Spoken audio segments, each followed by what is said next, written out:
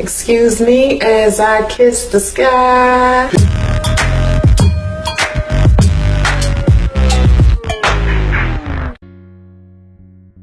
So I was on Facebook, of course, and there's always something magical happening on Facebook that has me like, because people are always giving their opinion, and sometimes I'm just like, so this morning this guy is talking about God and how there's proof of God in our existence. And I'm thinking to myself, who is this God, or what is this God, and where is your proof of this God existing?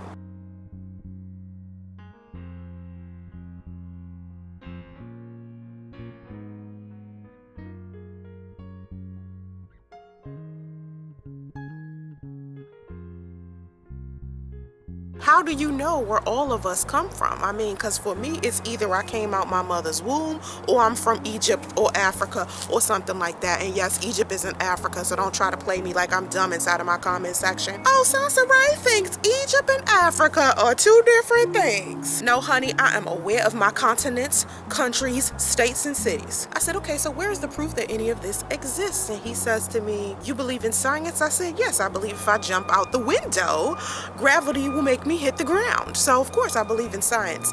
He starts talking about the Bible. I said, okay, well, the Bible is a man-written book. We have all come to the realization that relying on human beings for information hasn't been quite a good idea. I mean, have you seen Google lately? I hate when people try to get their information from Wikipedia and think they're oh so intelligent and informed. I mean, there's still a lot of people out there that swear up and down that Christopher Columbus discovered America. And it's a lot of people out there that did their research and know that that is not an accurate statement. Don't trump me over here talking about something that's a alternative fact. Oh, you mean a lie? Okay, alternative fact. I don't claim to sit here and know for a fact. My very existence is the proof that there is a God. And when I talk about God and I talk about God being a system, some people tend to disagree with me, especially people who believe heavily in the Bible. And I speak to Christians and I try to tell them, open your mind. What other form of literature has spoken about there definitely being a God, right? Outside of the Bible, outside of religion, what Bible or form of literature has definitely proven to you that there is a God and our existence is proof that God is real? And a lot of Christians can't name anything other than the Bible. So I keep trying to tell them, okay, is it that you believe that our existence is proof of God because the Bible told you so? The Bible is the only book that's saying it according to you. So are you believing it because it's the only book that's saying it? I mean, when the cheese standing alone and it's the only person saying it doesn't mean that it's accurate. Usually people like to follow public opinion, right? Or whatever the popular opinion is.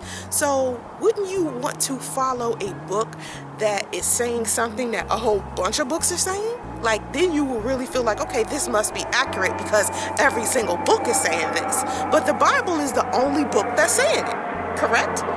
So, do you believe it because of that? And as we sit here and we talk about God and the devil and whether the God is real and whether the devil is real, whatever you believe in becomes realistic to you. That's how powerful your mind is. That's how powerful energy is. Now, that's coming from a metaphysical, scientific type of belief. Like, whatever it is you powerfully believe in, that's exactly what's going to happen to you. And I remember when I was Christian, and I told you guys this story a couple of days ago. If you haven't checked it out, go look at my videos where I talk about why I'm no longer Christian. I was very, very caught up in the night terrors I was having, and because I was reading scripture so much, I saw a lot of evil inside of this book. I saw a lot of good, but I saw a lot of evil, a lot of judgment, a lot of punishing, a lot of, sadness and hunger, all types of negative things, genocide, etc. My cousin said to me, you know what? If you ever see an angel, run.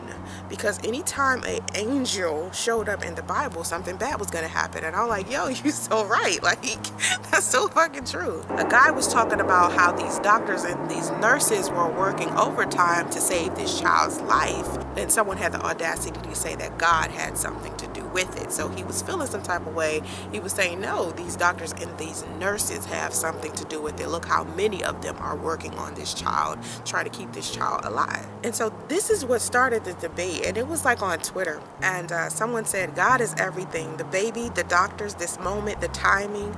God is not a person, but more like a system. Wow, right? I said that. God is not a person, but more like a system, a whole universe. To say God is amazing is to say everything we just witnessed is amazing, including the doctor's work.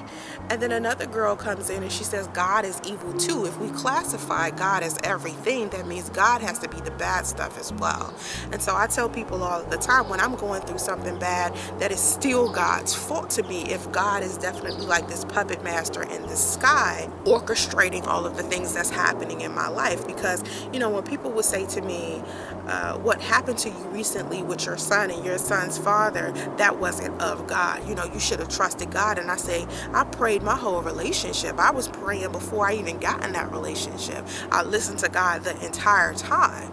God told me to do whatever it is that I was doing. And it's not like a voice. It's not like I'm hearing like, Soncerae, do whatever I tell you to do type of thing.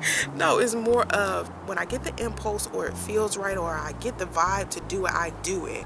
I don't think twice. I just go with what it is, because if I don't follow the path of least resistance, what I notice is I've gotten in worse situations. When people try to say to me that I didn't include God inside of my experience and the reason why it didn't go right is because I didn't trust God, it's like, wait a minute, if God is everything, even the bad things that happen to me are of God. So I still have to come to God and say, okay, why was this done to me? You know, what happened? What was I thinking? What was my thought process? On a metaphysical level, what kind of energy was I putting out there for something this bad to happen to me? And again, I always say it's a call and response thing with me and God, to where, you know, God will put me through something, or my experience will be the result of something, some prior thoughts I was thinking beforehand that brought some type of energy to me for this thing to happen to begin with. And how I respond to this thing that's happening will determine what will happen next. So when I talk about God being a system or God being, you know, the universe, that's what I mean when I have my personal relationship with God. That's what I mean. That's what I experience when other people come to me and they talk about churching. This is a new term. I had never heard of this term. A lot of the church sayings people do now, I don't know anything about it because I've been Buddhist for a long time.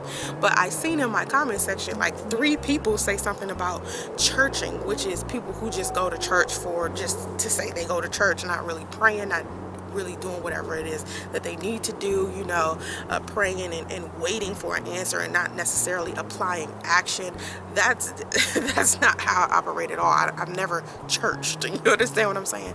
But a lot of people try to make that seem like that's the reason why some things haven't worked in my life as well. And I'm like, you know, when I'm talking to Christians about this good and evil, Satan and God thing, you know, the responses are amazing to me.